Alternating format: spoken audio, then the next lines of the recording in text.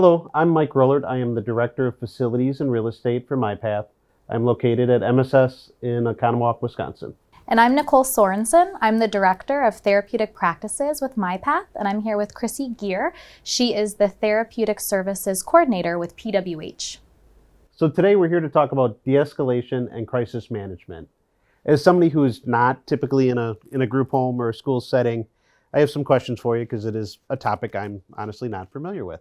So my first question would be, what is the logic of de-escalation, and how should we best support the individuals we serve in moments of escalation or even in a crisis? That's a great question. So first, it's really important to remember that behavior, no matter how it's presented, is often a form of communication.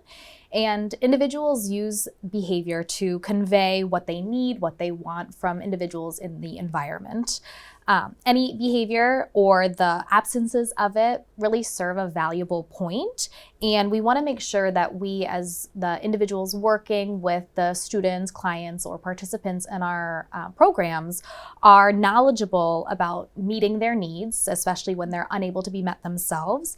And if we do not properly attend to these moments before it's a full crisis, we often will see an individual increase the frequency, intensity, or magnitude of those behaviors, leading to potential harm to themselves or others. Excellent.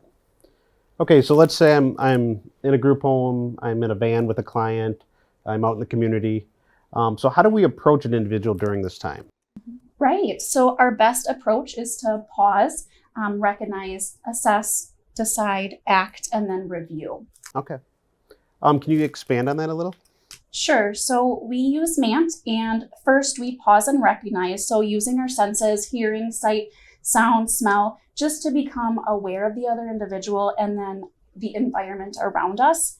Assess, we have to really look at the many elements of behavior, such as a person's size, the speed which they're walking, talking, that type of thing, and just look at what happened right before the negative behavior occurred too.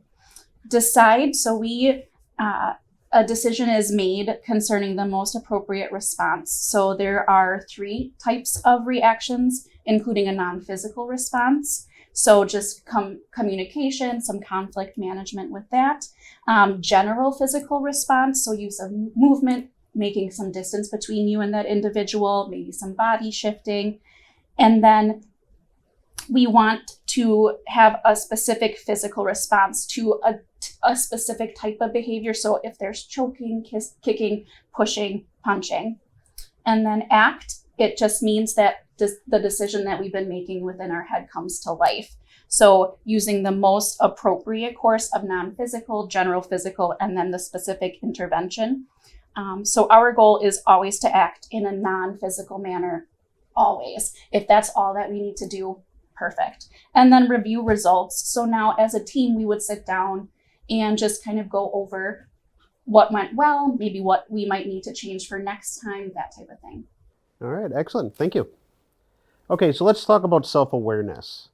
How does this play a role in de-escalation, and how do we support an individual we serve in these moments? Yeah, that's a really great question. Self-awareness is really crucial when de-escalating individuals in a heightened space. Our own behavior, our own body language is all extremely important to consider.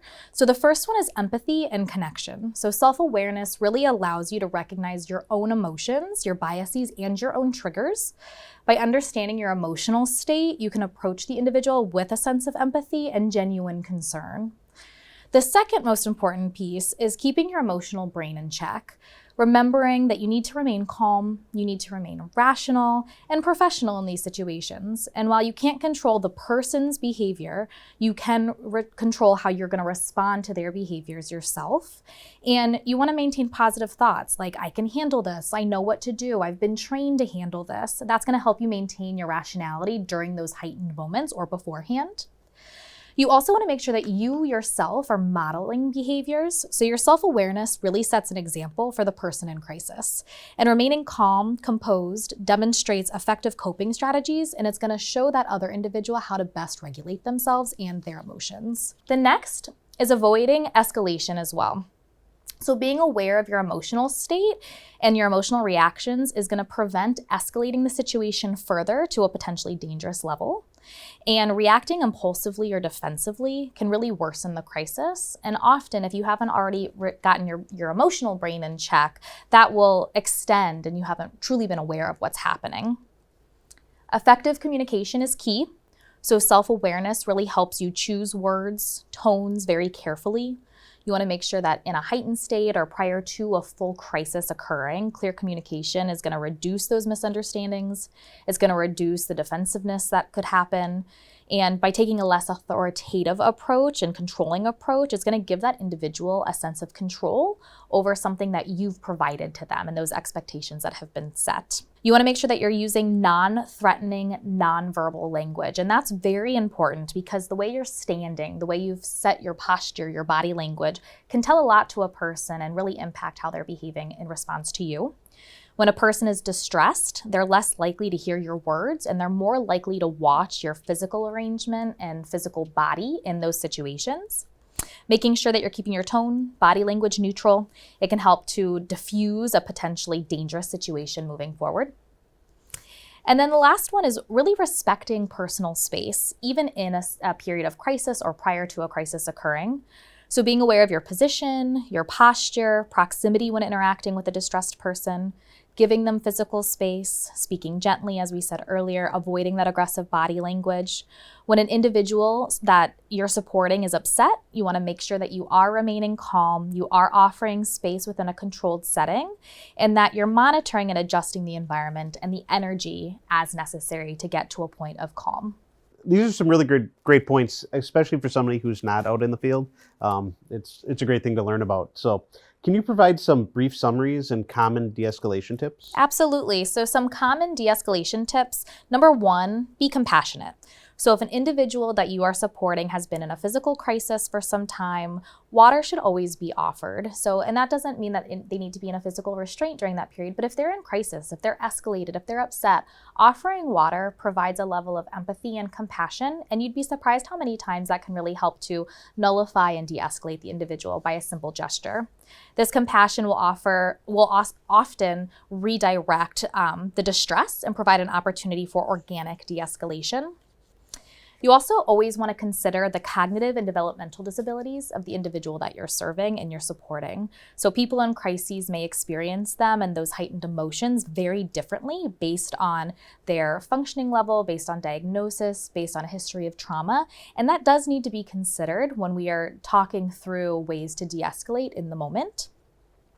Make sure that we're non-judgmental and we're empathetic. So we don't want to judge or dismiss the feelings of another person. Even if you're in that moment and you think that the situation is, maybe not a big deal and they're making a mountain out of a molehill, we can't make that determination. A crisis to me is very different than a crisis to you. And we need to respect the feelings of the individuals we serve, remembering that whatever the person is going through is very important and critical to them. We also want to make sure that we're ignoring challenging questions. And this can often be hard, especially for individuals who are able to speak very eloquently with us, talk through their emotions or their frustrations. However, engaging with people who ask challenging questions is going to rarely be productive. And when a person challenges your authority, simply redirect the attention to other things. We don't need to approach them in a continued authoritative manner or challenge their questions further. Make sure that those expectations are realistic. So when a person is in a heightened state or if they're feeling emotionally dysregulated in the moment, we want to be thoughtful in deciding what rules are negotiable and which are not. Sometimes we have to choose to move on. Other times we can't, and we need to follow through. We also want to make sure that we're allowing silence. And I think that's often ignored, but highly important. Silence can be really uncomfortable for individuals. We often feel that we're not doing enough when we're allowing for silence, but we want to make sure that we're being mindful of how valuable it is. And silence really allows people to reflect and de-escalate themselves. And it can be a powerful communication tool, even without that verbal dialogue. And then lastly, you want to allow time for decisions. A crisis or those moments leading up to that escalation period is not a time to rush. So during moments of upset, individuals may struggle with clear thinking. It's essential to give them that time to process what you've presented to them. And you want to allow the time in this space to help bring about a sense of calm. In a crisis, it's really critical to disregard any outside time-based expectations. And as long as the individual is safe and that extended time is not going to lead to an unsafe situation, time is valuable. And remember, one of the key things to note during crisis is that in a crisis, it is not a time to teach. So you want to go through and utilize these de-escalation tips and tricks. And remember that teaching is meant for a time of calm, not crisis. Excellent. These are some great tips, both at home and at work. So, all right. So lastly, let's talk about burnout and self-care. Are there some ways that staff can de-escalate after helping an individual or a student? Absolutely. That's one of the most important things that staff can and should do after one of these situations. So first, burnout truly is a state of physical, emotional, and mental exhaustion that can lead to feelings of stress, anxiety, depression, and fatigue for the individuals. So someone experiencing burnout might feel hopeless, have a lack of energy, or lose interest in activities that they may have once enjoyed. And they may suffer from some physical symptoms as well. So headaches, stomach issues, changes in sleep patterns. So after a crisis, it's really, really important to allow yourself some time to debrief. While it's important to kind of debrief and allow that individual some time, it's also really important that you try and take some time for yourself afterwards. You want to be able to set and maintain boundaries. So that also means picking up shifts or having those extra responsibilities. You need to know when to say, all right, I need to take a little bit of a step back from those. Recognize your areas for growth, but give yourself grace. We always look at these situations as a time to learn and grow, both for the individual, but for ourselves as well. And then reflect on your own emotions. So talking about making sure you're keeping your emotions in check, keeping that together is really important. And you can reflect and say, how did I do this time? Do I need to focus on that a little bit more? And then in order to be our best selves, we really have to practice self-care daily. Excellent. So do you have any tips on how we can really do the preventing burnout and the self-care? Yeah, so we want to prioritize sufficient sleep. That's one of the most important things that you can do. Your brain really needs time to turn off and relax. So if that's not happening, you're not going to be your best self. You can maintain a journal to write down your thoughts and emotions. I always say to take some time outdoors and really enjoy that. Practice some relaxation techniques, so deep breathing, meditation, that type of thing. Engage in activities that you enjoy, gardening, reading, any type of other hobby. You can also explore different creative pursuits, so doing art, writing, doing music, just some kind of other self-expression for some kind of an emotional release. And then consider seeking guidance from a therapist or counselor if it is difficult to kind of cope with those feelings on your own. So as being MyPath has lots of resources, what kind of resources do we have to offer to our employees? Absolutely. So we have shared the MyPath EAP as well as the mental health resource list. We also included the manned self-study guide, which we use across multiple operating companies to help specifically with those de-escalation strategies. So where would I find these resources within the resources that MyPath offers? Sure. So you, of course, can speak to your supervisors and reach out to the behavior department within the individual operating companies as well. They can really give you some great coaching and support opportunities to better help with the self-help piece and the self-awareness and de-escalation of clients as well. Yeah, so they are both on Workday and in the WorkReady app. Excellent. Well, that wraps up today's podcast. We appreciate you taking the time to watch. And if you have any questions, reach out to somebody on the team here or your supervisor.